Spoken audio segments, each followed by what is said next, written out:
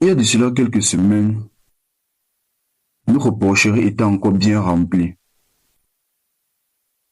En ce moment-là, on était loin d'imaginer ce qui allait se passer. Quelques jours plus tard, une épidémie appelée rouget s'est déclarée dans notre porcherie. Et malheureusement, nous avons commencé à perdre nos porcs un à un. Aujourd'hui, après cette épreuve, il ne nous reste plus que 15 porcs.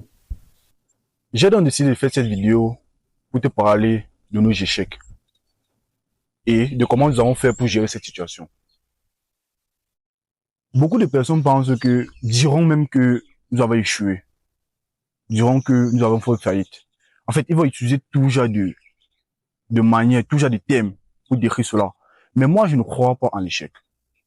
Je pense tout simplement que dans la vie, toutes les situations que nous vivons nous amènent à prendre quelque chose.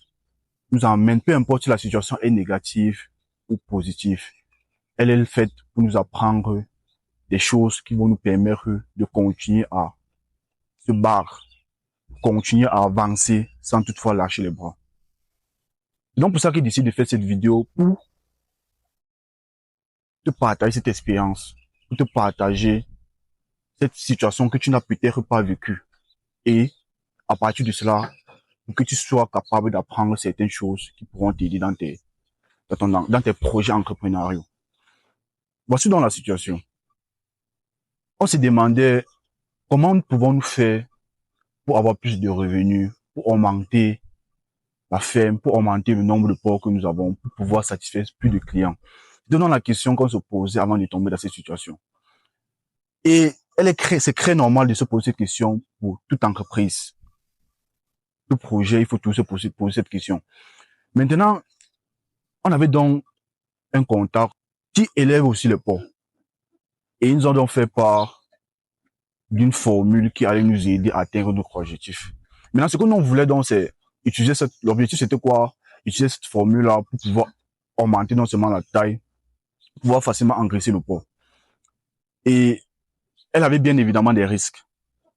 Je ne vais pas entrer dans les détails. Il y avait donc bien évidemment les risques qui venaient avec. C'est vrai que c'était bien beau, la formule marche, et il y avait des preuves, il y avait des preuves concrètes, mais il y avait des risques. Nous avons donc appliqué la nouvelle formule qui consistait à augmenter, à grossir les porcs. Mais malheureusement pour nous, lorsque nous avons appliqué la formule, je ne dirais pas que ça n'a pas fonctionné, ça a fonctionné, mais comme j'ai dit tantôt, c'était risqué. Et nous avons vécu les risques. Tout s'est pas passé comme prévu et la maladie a arrêté les porcs. Ce qui a fait en sorte que tous nos porcs étaient en train de mourir petit à petit, un à un, chaque jour, on perdait un porc. C'était pas une situation facile, mais il fallait donc trouver une solution. Là que nous sommes restés, on a donc commencé à chercher des stratégies, commencé à penser comment faire pour anticiper le problème et voir comment y remédier à cela. Ce qui est normal lorsque nous sommes face à un problème. Dans la conclusion que nous avons donc pris, c'était quoi? C'était de vendre les porcs pour amortir le choc. Donc nous avons donc vendu certains porcs qui n'étaient pas encore touchés. Nous avons vendu petit, parce que la maladie était vraiment en train de se propager partout dans toute la porcherie. Nous avons donc vendu les porcs à nos contacts. On vendait. Et jusqu'à là, la maladie se propageait toujours. Donc ça n'a pas empêché, mais ça nous a permis quand même de vendre la majorité des porcs qui n'étaient pas encore touchés par la maladie, pour pouvoir anticiper. Et avec ça, ça nous a permis vraiment c'est ça l'importance dans l'élevage, c'est que tu dois avoir des contacts sûrs.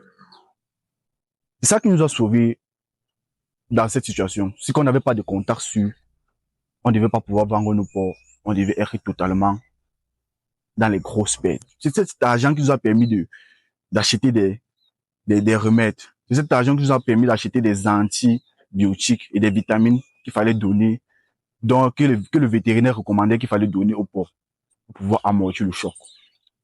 Donc, c'est ça l'importance lorsque tu fais ton élevage, c'est que tu dois toujours avoir des contacts sûrs qui sont prêts à acheter tes porcs. Sinon, lorsque tu vas tomber dans ce genre de situation, ça va très difficile, très difficile de t'en sortir. Donc, c'est cette stratégie qu'on a mis sur pied. Et ça qui nous a permis de tenir bon. Et, malgré cela, d'avoir un peu de moyens pour essayer de sauver le peu de porcs qu'il nous reste, qu'on a pu sauver. En fait, comme je disais au début, toute situation est amenée à nous apprendre beaucoup de choses. Même si elle est négative ou positive, il ne faut pas baisser les bras. Il faut toujours continuer à se battre. On ne pleure pas, c'est interdit de pleurer. J'espère que cette vidéo t'a plu. Abonne-toi si tu veux comprendre la suite de l'histoire, parce que l'histoire ne s'arrête pas là. Mon père et moi avons prévu de tout rebâtir. Nous avons une stratégie sur pied. Abonne-toi pour ne rien rater de la suite. On ensemble, prends soin de toi et de ton champ et de ta ferme. Ciao.